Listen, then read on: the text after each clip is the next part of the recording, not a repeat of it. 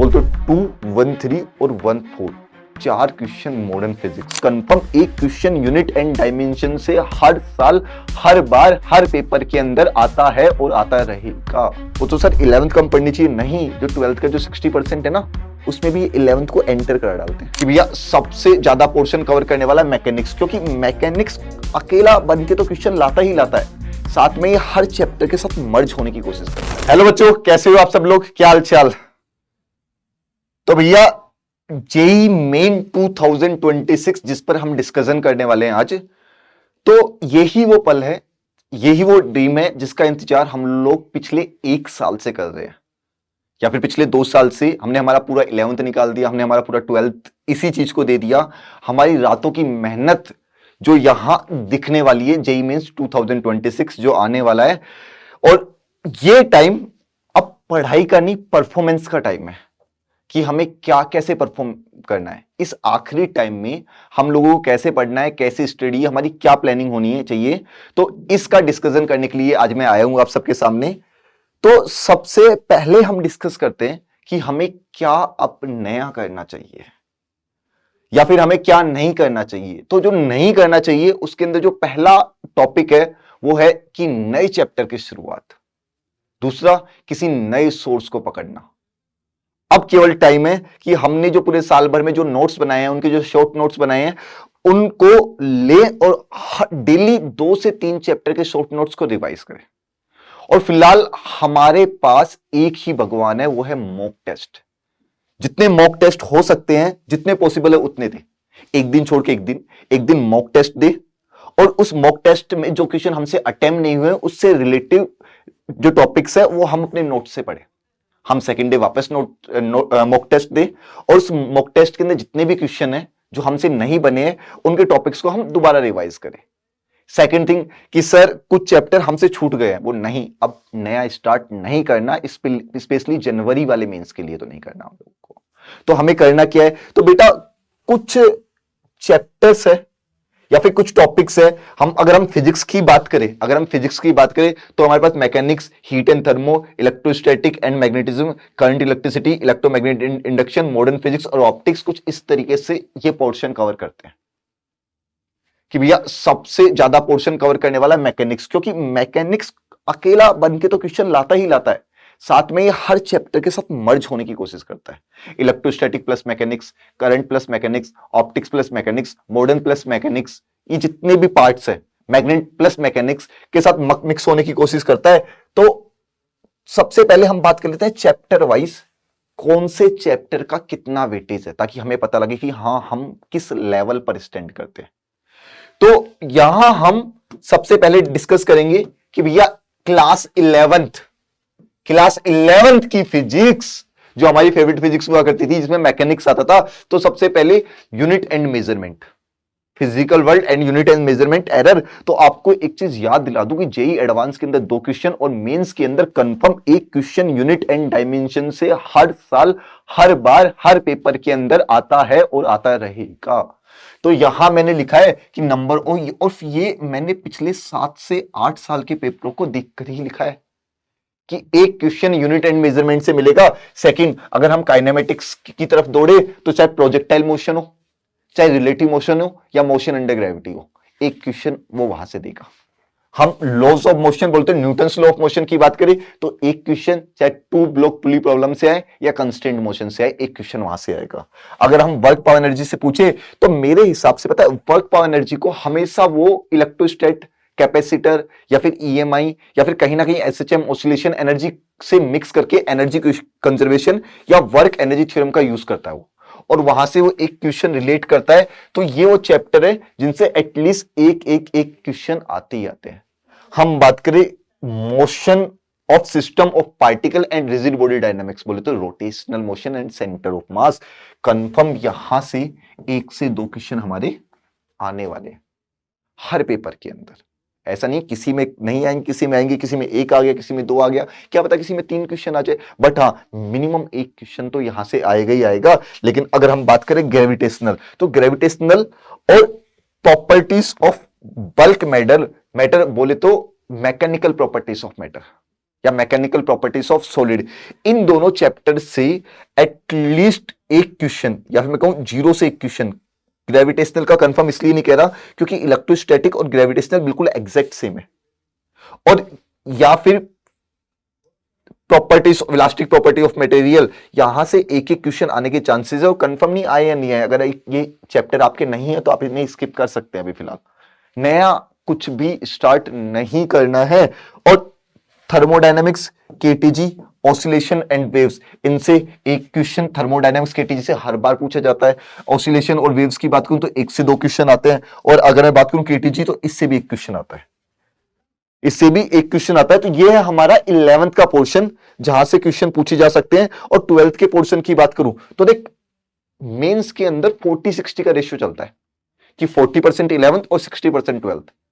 तो sir 11th कम पढ़नी चाहिए, नहीं, जो 12th का जो 60% है ना, उसमें भी 11th को एंटर करा डालते हैं, उसमें भी 11th को एंटर करा डालते हैं। और यहां भले ही क्वेश्चन इलेक्ट्रोस्टैटिक से आ रहा हो, क्या पता इलेक्ट्रोस्टैटिक में मैकेनिक्स मर्ज कर दिया हो। तो इसीलिए बड़ा पोर्शन 12th का कहा जाता है, और इसके अंदर कुछ चैप्टर है, जैसे सबसे इंपॉर्टेंट चैप्टर है मानता हूं इलेक्ट्रोस्टैटिक, 2 क्वेश्चन। सेकंड चैप्टर मानता हूं कैपेसिटर, 1 क्वेश्चन, चाहे वो कॉम्बिनेशन पर आए या किसी भी चीज के ऊपर आए। थर्ड चैप्टर में मानता हूं current electricity, 2 question. Electromagnetic induction, 2 question, ठीक है ना। अल्टरनेटिंग करंट, 1 क्वेश्चन गारंटेड आएगा तो आएगा। और अगर मैं बात करूं ईएमआई, 1 क्वेश्चन, और 1 क्वेश्चन ईएम वेव से भी। एक क्वेश्चन जो है वो कहां से आने के चांसेस है, इलेक्ट्रोमैग्नेटिक वेव्स, ये इंपॉर्टेंट है। नहीं ना, कुछ की तो मैं गारंटी ले रहा हूं कि वहां से क्वेश्चन आएगा ही आएगा, like electromagnetic waves, 1 question maximum papers के अंदर मिलेगा आप लोगों को, ठीक है। और ऑप्टिक, ज्योमेट्रिकल ऑप्टिक्स, 1 क्वेश्चन। और याद करना ये 1 क्वेश्चन कहां से आएगा, ये भी मैं आपको बता देता हूं कि अगर ज्योमेट्रिकल ऑप्टिक्स है, कैसा है बेटा, ज्योमेट्रिकल ऑप्टिक्स है, तो या तो लेंस मिरर फॉर्मूला, लेंस और मिरर फॉर्मूला, जहां से आने के सबसे ज्यादा चांसेस है, जो आप देख कर जाना कम से कम लास्ट टाइम टिप से, ठीक है ना। Lens and mirror formula. अगर आप सेकंड बात करें तो इसी के अंदर प्रिज्म फॉर्मूला। और लास्ट ईयर एक चीज नोटिस की थी मैंने कि भैया याद कर, फोकल लेंथ का जो फॉर्मूला होता है, म्यू रिलेटिव -1 1/r1 - 1/r2, तो ये फोकल लेंथ का फॉर्मूला, कि भैया यहां से वो इक्वेशन मिलेगा। 2 भी हो सकते हैं बाकी टॉपिक से। और वेव ऑप्टिक्स मोस्ट इंपोर्टेंट, कुछ मोस्ट इंपोर्टेंट टॉपिक्स लिखते हैं, जैसे पोलराइजेशन और वाईडीएससी इन मोनोक्रोमेटिक, और यहां पर ऑप्टिकल इंस्ट्रूमेंट और रिफ्रैक्शन बाय प्रिज्म, और साथ में टॉपिक्स यहां ये 2 क्वेश्चन आपके कवर करते हैं। एक इंपॉर्टेंट पार्ट मॉडर्न फिजिक्स, जिसके अंदर photo dual nature of light और एटम के अंदर से 2 क्वेश्चन आ सकते हैं। न्यूक्लियर फिजिक्स, 1 क्वेश्चन आ सकता है। न्यूक्लियर फिजिक्स के बाद में यहां अगर मैं बात करता हूं सेमीकंडक्टर, तो यहां से भी क्वेश्चन आ सकते हैं। बोल तो 2, 1, 3 और 1, 4, 4 question modern physics. 2008 JEE mains के अंदर ऑलमोस्ट 9 क्वेश्चन आए थे मॉडर्न फिजिक्स से। तो 2 part, 1 is modern physics, second is optics, third is EM waves, fourth is alternating current, fifth is heat and thermodynamics, second is unit and dimension. ये 5-6 ऐसे topic है, इनमें से 8 से 9 क्वेश्चन आपको मैच करेंगे और कंफर्म मैच करेंगे। और टॉप 12th में तो मैंने स्पेशली टॉपिक के नाम लिए हैं, जैसे इलेक्ट्रोस्टैटिक में डाइपोल, पोटेंशियल एनर्जी, कैपेसिटर में combination of capacitor, KCL KVL, current में ये battery voltage, KCL KVL, combination of resistance, और इंस्ट्रूमेंट। और क्या बेटा, इंस्ट्रूमेंट, मीटर ब्रिज, पोटेंशियोमीटर, इस टाइप का। इलेक्ट्रोमैग्नेटिक में magnetic field due to circular loop, properties of magnetic material, ठीक है ना। Magnetic field due to cylinder, ये एम्पियर्स लॉ लगा के, उसके बाद में किसी भी मैग्नेटिक लूप के ऊपर कितना फोर्स लगेगा, करंट की वाई पे कितना फोर्स लगेगा, कितना टॉर्क लगेगा। अल्टरनेटिंग करंट के अंदर एवरेज और आरएमएस वैल्यू, ट्रांसफॉर्मर और पावर। इलेक्ट्रोमैग्नेटिक के अंदर, इलेक्ट्रोमैग्नेटिक इंडक्टर में लेंज लॉ, फैराडे लॉ, इनकी डायरेक्शन। और ईएम वेव्स के अंदर वो इक्वेशन E क्रॉस B वाली, वो इक्वेशन मेन इक्वेशन है, ठीक है ना। यहां मैंने लिख दी है वेव ऑप्टिक्स में polarisation, diffraction, YDSC. Modern physics के अंदर photo electric, de Broglie, electronic transition, ठीक है ना, और एटॉमिक स्ट्रक्चर। न्यूक्लियर फिजिक्स में प्रॉपर्टीज ऑफ न्यूक्लियस या फिर static law of radio activity decay, n equals to n not 1 minus e की power minus lambda T. And semiconductor के अंदर हम लोग को डायोड पूछ सकता है या फिर लॉजिक गेट पूछ सकता है। मैं लिख भी देता हूं क्या क्या पूछ सकता है, या तो वो पूछेगा डायोड या फिर पूछेगा बेटा लॉजिक गेट। अगर अब हम बात करें कि भैया कौन सा, अब लास्ट टाइम में हमें अगर रिवीजन करने के जाना हो तो हम कौन से का रिवीजन कैसे करें, मतलब किस चैप्टर का कैसे रिवीजन करें, किस चैप्टर का हम कैसे रिवीजन करें। तो ध्यान देखना, जेई मेंस के अंदर जो मोस्ट इंपोर्टेंट पार्ट है वो मैंने यहां लिखे हैं, और जेई मेंस के अंदर जो लेस इंपोर्टेंट है, जो मीडियम वेटेज लिखे हैं, वो मैंने यहां लिखे हैं। जैसे अगर मैं बात करूं, मैं अभी बता रहा था कि 2008-2009 के अंदर एक ऐसा ईयर था कि 9 क्वेश्चन आए थे मॉडर्न फिजिक्स के लिए, और मैंने कहा कि भैया एक मॉडर्न फिजिक्स ऐसा पार्ट है जिससे हर साल 3 से 5 क्वेश्चन आ रहे हैं। करंट इलेक्ट्रिसिटी ऐसा पार्ट है जिससे हर साल 3 क्वेश्चन के समथिंग आते हैं। इलेक्ट्रोस्टैटिक 2 से 3 question, heat and thermodynamics, optics and magnetism EMI, ये वो पार्ट है जिनसे सबसे ज्यादा क्वेश्चन पूछा जाता है। कि लास्ट टाइम 2-3 दिन पहले एटलीस्ट इनके शॉर्ट रिवीजन कर जाना। आप लोगों ने शॉर्ट नोट्स बना रखे होंगे तो वो शॉर्ट रिवीजन कर जाना।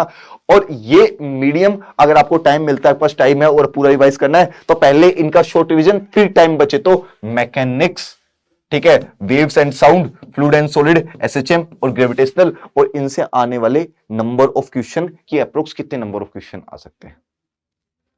अब जेईई मेंस 2026 की बात करते हैं तो 2 अटेम्प्ट मिलेंगे हम लोग को, 1 इज जनवरी, 2 इज अप्रैल।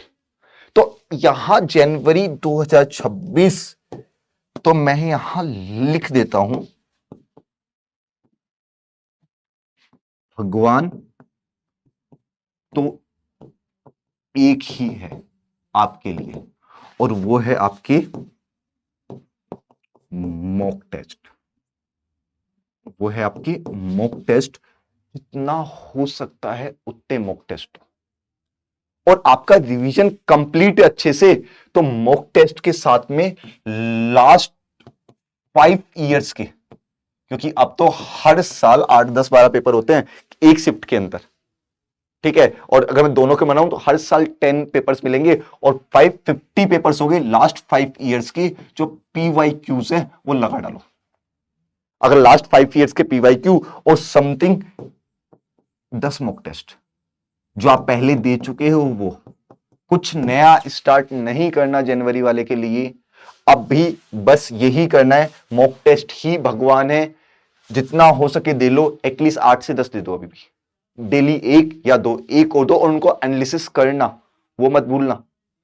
क्या पता जो आपका गलत गया हो वही आपके मेंस में आ जाए, तो फटाफट चेक करते रहना। और लास्ट 5 इयर्स के पीवाईक्यूज लगा लो, 5 ईयर, 4 ईयर, 3 ईयर, जितने पीवाईक्यू आपसे लग पाए उतने पीवाईक्यू लगा दो। एटलीस्ट 30 क्वेश्चन पीवाईक्यू से हर चैप्टर के डेली। और इस वक्त आपको डेली, और ये जो मॉक टेस्ट लगा रहे हो ना, वो आपके जो जेईई मेंस की जो टाइमिंग होती है ना, उसी टाइमिंग पे लगाना, ताकि उस टाइम आपको टेस्ट देने की आदत लग जाए, कि आपको उस टाइम पर नींद आना बंद हो जाए, उस टाइम पे आपका आलस खत्म हो जाए, ताकि आप, और आपका माइंड का कंसंट्रेशन अच्छा हो जाए, हैबिट पड़ जाए, ताकि आप जेईई मेंस का जब टेस्ट दे रहे हो तो वो ऐसा हमारा माइंडसेट हो कि वहां उसी को फॉलो कर रहा हो, कि हमें कुछ नया नहीं लगे। और टाइमर लगा के मॉक टेस्ट देना, 1 मिनट भी एक्स्ट्रा नहीं होना चाहिए। और बात करें अप्रैल, तो अप्रैल की प्लानिंग मैंने यहां कर दी है कि सबसे पहले एक स्टडी प्लान करो, सबसे पहले एक अपना टाइम टेबल जनरेट करके, अपना टाइम टेबल जनरेट करो, ठीक है ना। मॉक टेस्ट और असेसमेंट आपकी होने चाहिए, ठीक है ना। रिवीजन रेगुलरली करना है अप्रैल वाले मेंस के लिए, ठीक है ना। एक स्टडी प्लान क्रिएट करना है कि भैया कैसे, कहां और कितने घंटे मुझे फिजिक्स पढ़नी है, कितने घंटे केमिस्ट्री पढ़नी है, कितने घंटे मैथ्स पढ़नी है। और सबसे मोस्ट इंपॉर्टेंट तो यही है, एक टेस्ट सीरीज सेलेक्ट करो, उस टेस्ट सीरीज को कि भैया minor major, minor major, minor major, या सारे मेजर वो प्लान करना स्टार्ट करो, उसी के हिसाब से रिवीजन सेलेक्ट करो हम लोगों का। और हर सब्जेक्ट को एक फिक्स टाइम दो, और उसी टाइम के अकॉर्डिंग आप लोग पढ़ो और मेहनत करते रहो। एक चीज याद रखना कि अगर आपके बहुत सारी मेहनत करने के बाद में भी आपके ड्रीम्स पूरे नहीं हो रहे हो ना, तो ये समझ लेना आपकी डेस्टिनी बहुत ज्यादा अच्छी है आपकी ड्रीम से। तो आपका काम है केवल मेहनत करना, निराश नहीं होना, कंटिन्यूस आगे बढ़ते रहना। ठीक है, तो मिलेंगे हम लोग आप लोगों से सब रिजल्ट के बाद में। तो बेस्ट ऑफ लक ऑल। तो बच्चों मेहनत करते रहो और आगे बढ़ते रहो। Thank you.